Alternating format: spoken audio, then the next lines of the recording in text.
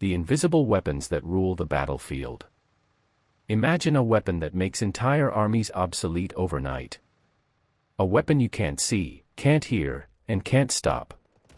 It's not some sci-fi laser beam or a bomb of unimaginable power. It's the power of absence. The power of being a ghost. This is the story of stealth technology, the ultimate ghost in the machine. It's a revolutionary idea that lets nations project power anywhere on the planet, striking without warning and then just fading back into the shadows. And it's a story that starts not on a battlefield, but in the mind of a forgotten Soviet physicist, and leads to a whole new era of war, where the most dangerous weapon is the one you never knew was there. January 17, 1991.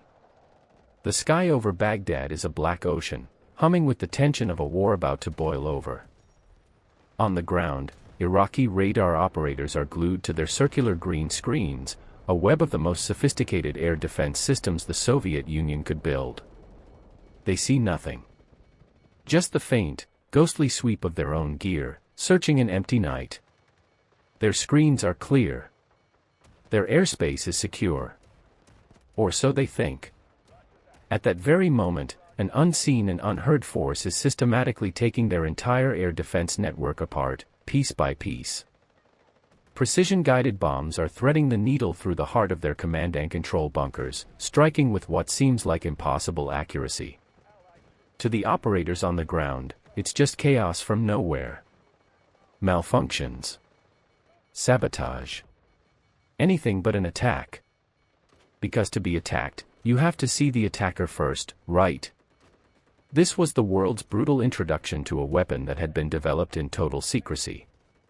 This is the story of how that ghost was born. To understand how to become invisible, you first have to understand how you are seen.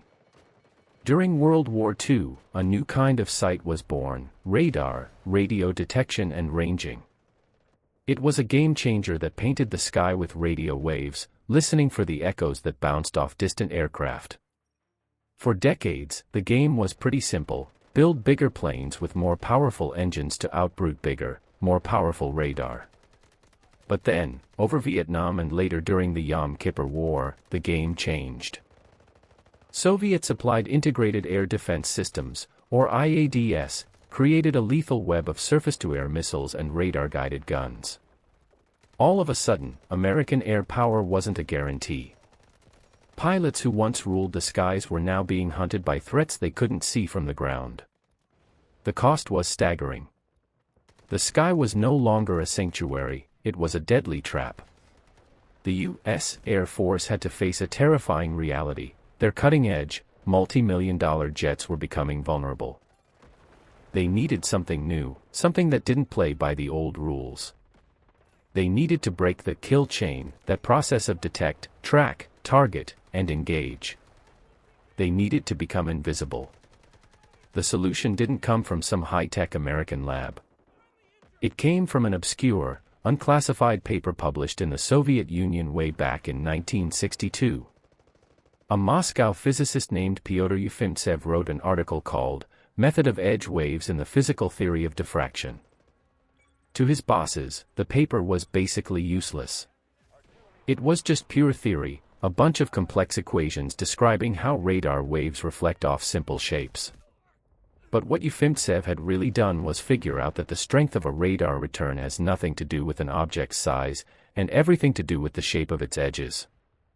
He had, without realizing it, written the mathematical recipe for invisibility. For years, this bombshell just sat there in plain sight, dismissed by the very country that created it. But across the world, in the 1970s, engineers at Lockheed's legendary and super-secretive Skunk Works were tearing their hair out over the problem of radar invisibility. One day, an engineer named Dennis Overholzer stumbled on a translation of Ufimtsev's paper. Where others saw dense math, Overholzer's team saw the key. They realized Ufimtsev's equations could be used to design a plane so precisely that they could control where its radar reflection went. Instead of a big, curved surface that scatters radar energy everywhere, including back to the receiver, what if you built a plane made entirely of flat panels, or facets? The idea was to treat the plane like a complex diamond, angling every single surface so that any incoming radar waves would be deflected away from the source, like skipping a stone across a pond. The radar operator would see nothing, because the echo they were listening for would never come back. The Soviets had written the sheet music for a symphony of stealth, but it was the engineers at Skunk Works who were about to build the orchestra. The age of invisible warfare was about to begin, not with a bang, but with a whisper of pure mathematics. The discovery of Yefimtsev's paper lit a fire in the world of Black Ops research. DARPA, the Pentagon's agency for moonshot ideas, launched a top-secret competition. They wanted someone to build a demonstrator, a proof of concept to prove a stealth aircraft wasn't just a fantasy. The project was codenamed Have Blue, and it pitted two aerospace giants against each other, Lockheed and Northrop. At Lockheed, the job went to the Skunk Works, a legendary group that had already created icons like the U-2 spy plane and the State Route 71 Blackbird. Led by the brilliant and notoriously tough Kelly Johnson, and later his successor Ben Rich, the Skunk Works had a simple philosophy: be fast, be quiet, and get it done. When they took on Have Blue, even the great Kelly Johnson was skeptical. He reportedly told Ben Rich the design looked so weird, it would never fly. And to be fair, what Rich and his team proposed was something the world had never seen. Using Yefimtsev's equations, they designed an aircraft made entirely of flat, triangular panels. They had to use triangles because the computers in the 70s just weren't powerful enough to calculate radar reflections off curves. They ended up with a shape that looked less like a plane and more like a bizarre, charcoal-colored crystal. It was so ugly and so alien that they nicknamed it the Hopeless Diamond. The chief aerodynamicist, Dick Cantrell, famously declared, "I don't care what in hell it looks like, I'll get that ugly son of a bitch to fly." The design was, to put it mildly, unstable. Normal planes are designed for smooth airflow. The Hopeless Diamond was designed to be a flying contradiction. The only way to make it flyable was to use a brand new fly-by-wire system scavenged from an F-16. This system used computers to make thousands of tiny adjustments every second, taming the unstable beast and forcing it to stay in the air. But the shape was only half the battle. The other half was what it was made of. The team developed a top-secret radar-absorbent material, or RAM. This was basically a special paint filled with tiny iron ferrite balls. When radar waves hit the surface, instead of bouncing off, their energy was absorbed by the RAM and converted into a tiny amount of heat.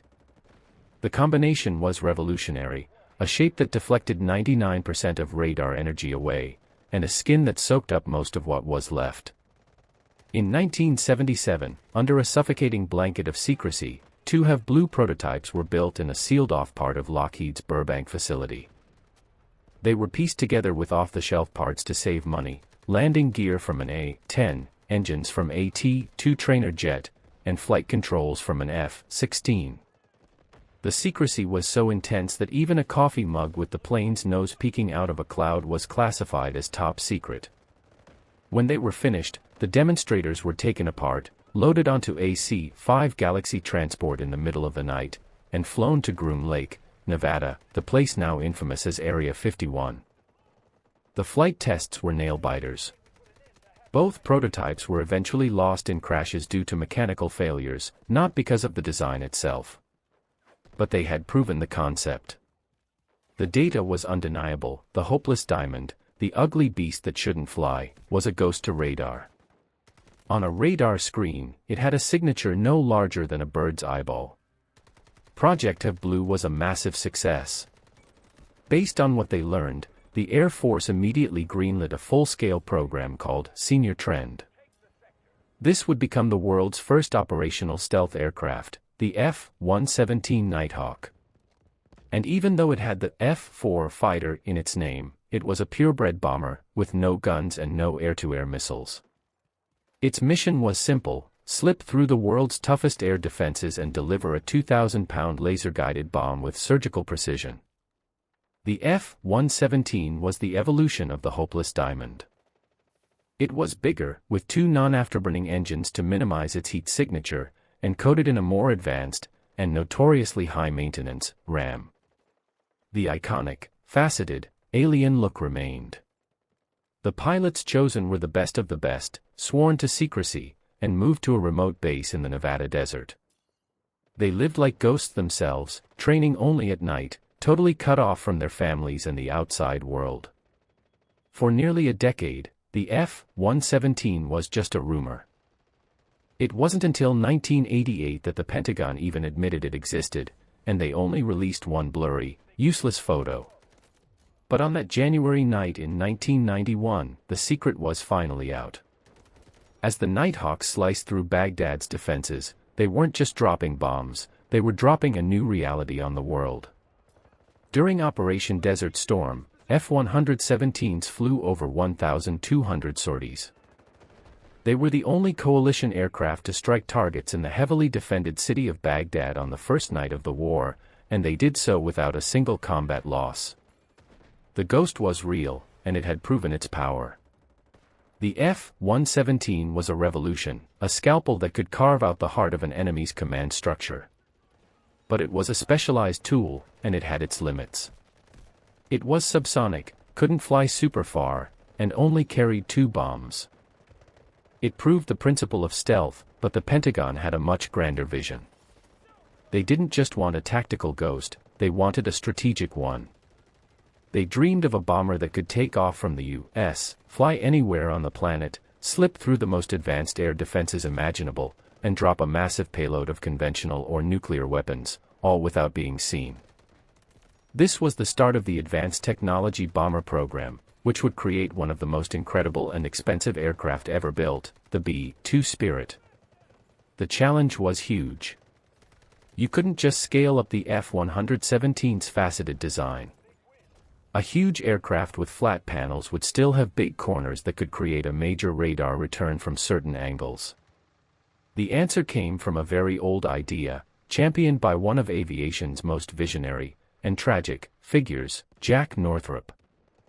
Since the 1920s, Northrop had been obsessed with the flying wing, a plane with no separate body or tail. He was convinced it was the purest, most efficient design possible. In the 1940s, he built a series of flying wing prototypes, the YB-35 and the jet-powered YB-49. They were decades ahead of their time and, during testing, showed off an interesting side effect: they had a naturally low radar signature. With no hard angles between the wings, body, and tail, they were just a much smoother shape to radar. But the designs were unstable and hard to fly, and post-war politics got in the way, so the dream was cancelled. Jack Northrop died in 1981, but not before getting a final, secret glimpse of his vindication. In 1980, with special security clearance, engineers from the company he founded showed the old and ailing Northrop a model of their new, top-secret bomber. Seeing the sleek, tailless shape, he reportedly said, "Now I know why God has kept me alive for the past 25 years." The B-2 was Northrop's dream come true, made possible by technology he could have only dreamed of. The secret sauce was combining the flying wing's natural stealthiness with 2 new game-changers, supercomputers and mature fly-by-wire systems. Unlike the F-117, which was all flat panels because 70s computers couldn't handle curves, the B-2 was designed in the 80s with the help of supercomputers that could. These machines ran complex software that could model exactly how radar waves would dance across smooth, blended surfaces. This let Northrop's engineers craft a continuously curving shape that was both aerodynamically efficient and incredibly stealthy. The entire aircraft is a masterpiece of stealth. Its massive 172-foot wingspan is identical to its ancestor, the YB-49.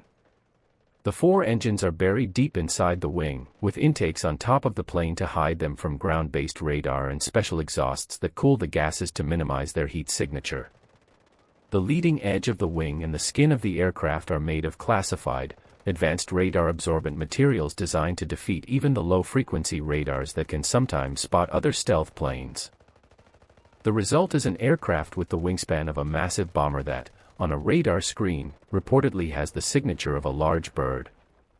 The B-2 Spirit is a multi-role bomber that can carry 40,000 pounds of conventional or nuclear weapons.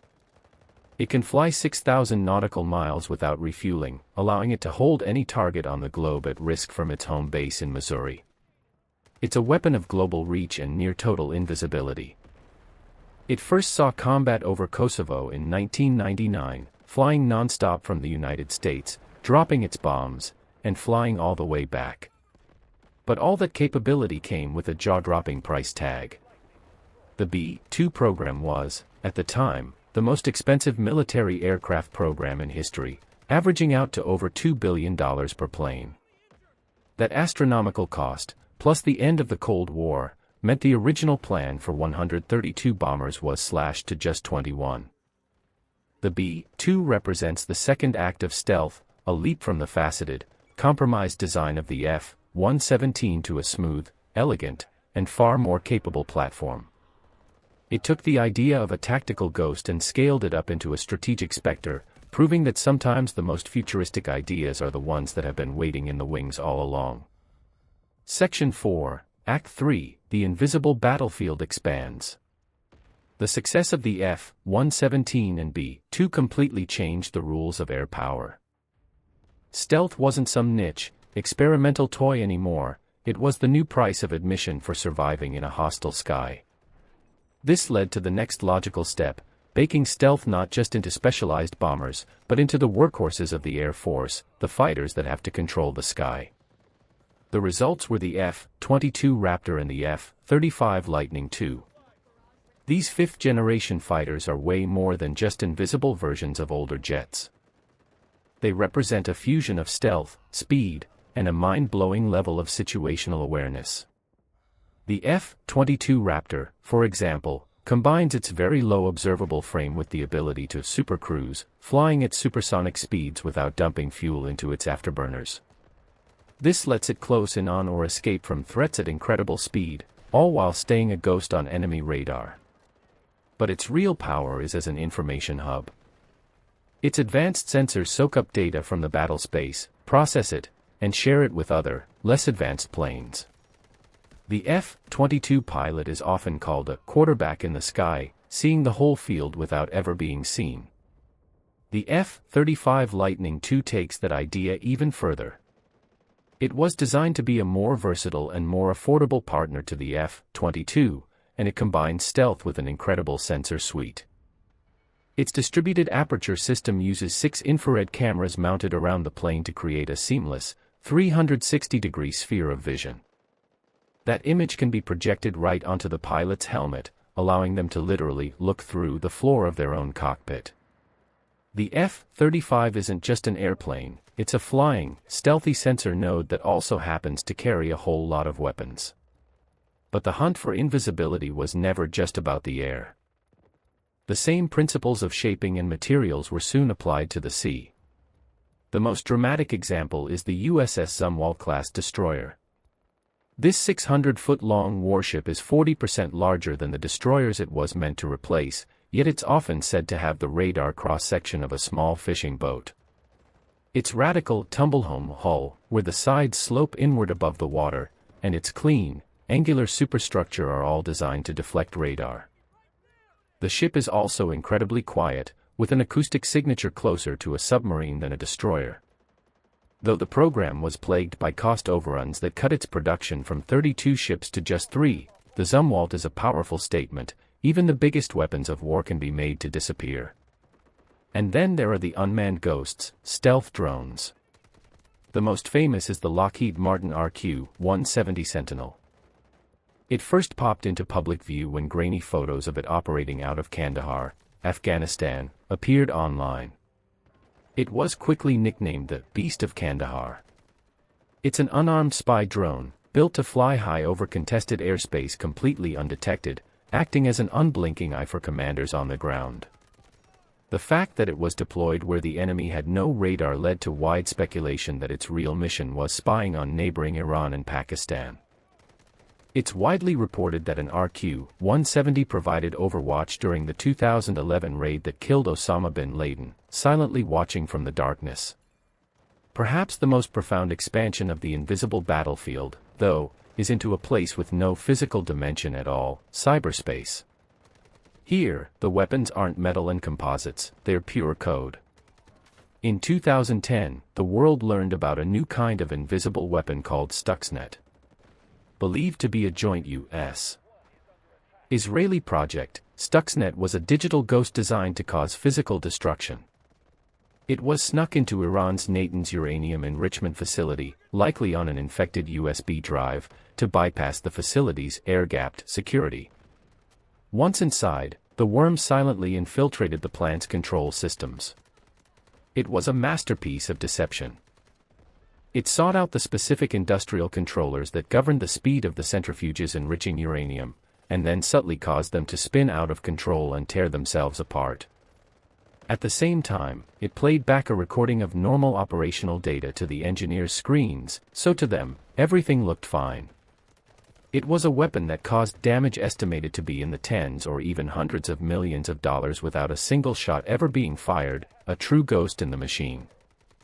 Stuxnet proved that the next generation of invisible weapons might not fly at all, but travel at the speed of light through fiber optic cables. Section 5, The Future of Invisibility and the Hunt for Ghosts. The story of stealth is a relentless cat-and-mouse game. For every ghost, there is a ghost hunter. As soon as stealth became a cornerstone of air power, adversaries started working on ways to find them. The age of counter-stealth is here. This hunt is being fought on multiple fronts. One of the oldest tricks in the book is using low-frequency radars. Stealth aircraft are mostly shaped to beat high-frequency, fire-control radars. But radars using longer wavelengths, like VHF and UHF, can sometimes get a return. The waves are big enough that they can wrap around smaller parts of a stealth plane or cause a resonance effect with things like tail fins, creating a detectable blip. Modern systems, like Russia's Nebo-M and China's JY-26, are mobile, networked, low-frequency radars designed specifically for this job. Another technique is bistatic radar. A normal radar has its transmitter and receiver in the same place. Stealth is designed to bounce energy away from that spot. But a bistatic system uses multiple receivers spread far apart. So even if the energy is deflected away from the transmitter, one of the other receivers might catch it, giving the plane away. And of course, engineers are looking beyond radar entirely. Infrared search and track systems, or IRST, are becoming incredibly powerful. These are passive sensors, they don't emit anything. They just look for the heat from an aircraft. While stealth planes go to great lengths to cool their exhaust, they can never get rid of all their heat.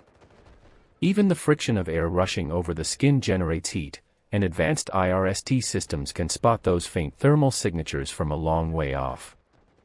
But the most cutting-edge development is quantum radar. Research, particularly in China, is exploring how to use the bizarre properties of quantum entanglement to detect objects. In theory, a quantum radar could detect a stealth aircraft with near-perfect clarity, no matter its shape or material, making it a potential game-changer in the hunt for ghosts. The future of stealth, then, is about becoming invisible across the entire electromagnetic spectrum. This is the idea of multispectral camouflage. Imagine a vehicle's skin that can not only absorb radar but also change its temperature to match the background, and even alter its color and pattern to disappear visually. This isn't just sci-fi, active camouflage panels are in development, which could allow a vehicle to become a true chameleon. This ongoing battle is embodied in the next generation of stealth aircraft, the B-21 Raider. Designed as the successor to the B-2, the B-21 is being built from the ground up with the assumption that it will have to operate in areas saturated with advanced counter-stealth sensors. It represents the next move in this global chess match, a new kind of ghost for a world full of ghost hunters. The story of stealth is really about a fundamental shift in the nature of power. It started with a forgotten Soviet physicist's equations and grew into a battlefield-dominating reality. From the secret, faceted shape of the F-117 tearing a hole in Baghdad's defenses, to the global reach of the B-2, to the digital ghost of Stuxnet silently dismantling a nuclear program, the quest for invisibility has redefined what a weapon can be. It has taught us that the greatest advantage on the modern battlefield isn't always the biggest bomb or the fastest jet, but the ability to control information, to see without being seen, to know without being known, to strike without warning. The invisible weapons that rule the battlefield are more than just machines, they are the physical embodiment of surprise and uncertainty. But as technology marches on, the cloak of invisibility is never permanent. For every new ghost, a new hunter is born. And that leaves us with a chilling question: what happens when everyone can see in the dark, and the ghosts have nowhere left to hide? If you were fascinated by the engineering that makes invisibility possible, you'll want to watch our deep dive into the insane mechanics of the State Route 71 Blackbird, the fastest spy plane ever built. Don't forget to subscribe and hit the bell icon so you don't miss our next exploration into the cutting edge of technology and warfare. Let us know in the comments what you think the future of stealth will look like.